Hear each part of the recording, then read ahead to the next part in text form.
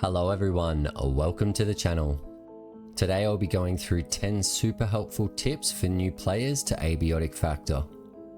These tips will make your playthrough much easier, all without spoiling any major surprises, which Abiotic Factor is definitely full of.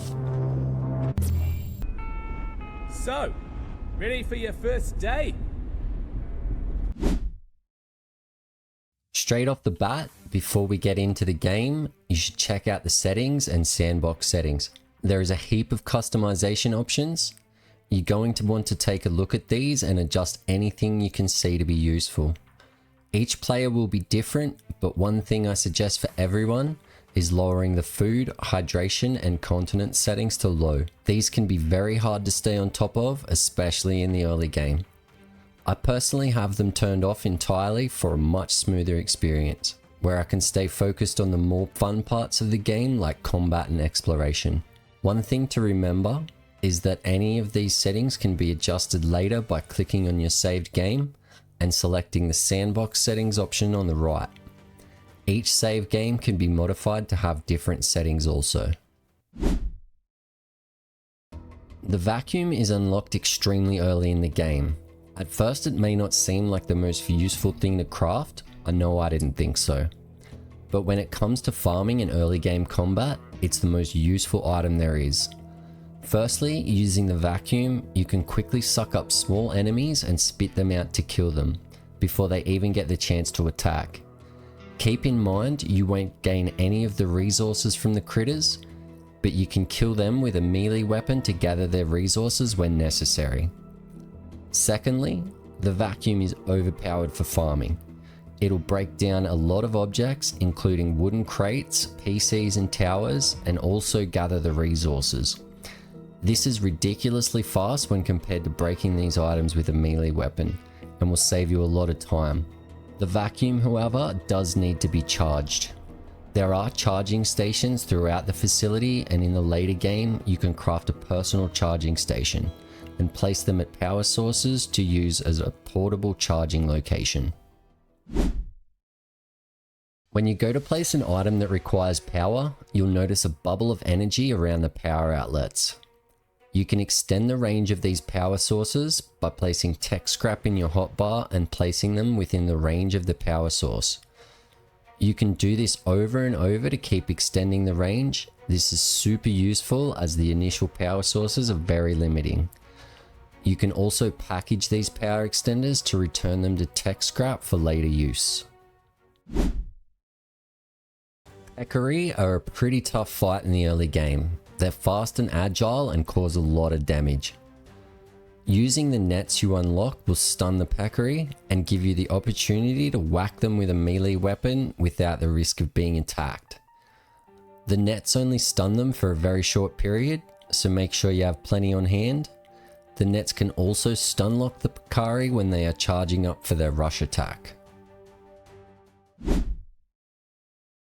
As you make your way through the very early areas of the facility, you'll come across your first carbuncle, a stationary enemy that sucks you in with its tentacle. These aren't the most deadly enemy, but the pinning effect can be deadly when other enemies are close by. You can AFK farm your sneak skill using this first one you come across. You'll need to turn on the toggle crouch setting, which is found in the accessibility section of the game settings. Just crouch and get close to the carbuncle, but stay out of range of the tentacle. You can do this for as long as you like, but after a while, the time it takes to level the skill will outweigh the efficiency of this method. You can do it for a half hour or so to get the first 4 to 5 levels on the sneak skill and give you a head start. Your hunger, hydration, and energy levels will still drop, so keep that in mind. Very easy and a little cheesy way to increase your reloading skill is by selecting a ranged weapon and holding down the R key on PC or right button on console. If your weapon is already loaded, just release R or right button and this will take the ammo from the weapon and return it to your inventory. Now just hold the R key again and select the ammo to load. You can repeat this over and over again without using ammo. Upgrading your reloading skill allows you to reload much quicker, and reloading is a very slow process in the earlier levels. There is a very easy and yes, a little cheesy way to get crafting XP very quickly early in the game.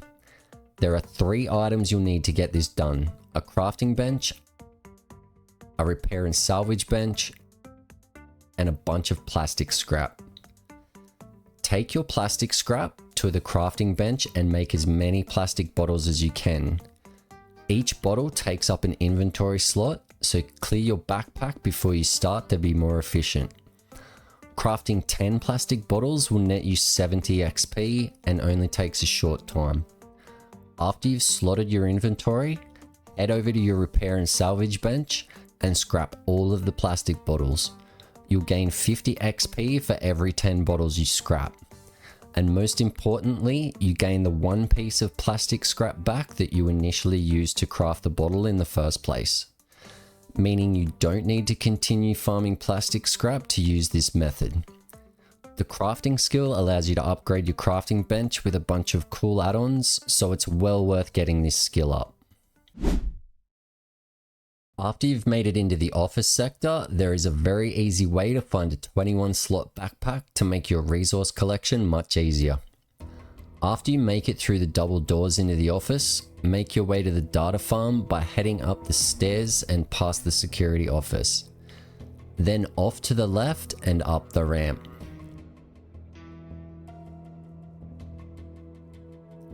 When you enter the data farm, stick to the right and follow the railing until you reach the little office. Jump up onto the railing and make your way around the office and onto the catwalk. Now head down the ladder and enter the tunnel entrance.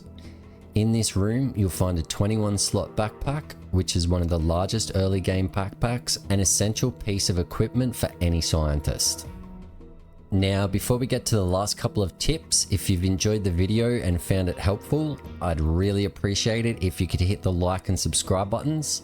It gets the video out to more people and helps my little channel grow. Okay, on to the last tips. There is a hidden room in the early game. The room contains an anvil, which is used to craft the repair and salvage bench, and some useful resources to get you moving a bit quicker.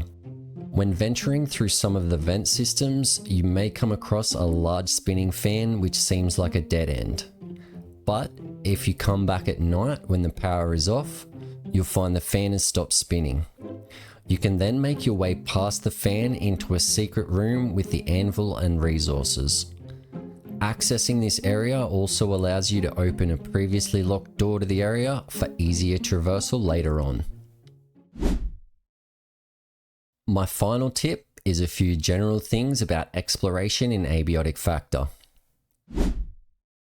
Firstly, when making your way through the facility, you're going to come across a lot of locked doors. You can try to kick the door open and very rarely this might work, but the majority of these doors are only unlocked from the other side, which requires you to find a different way around.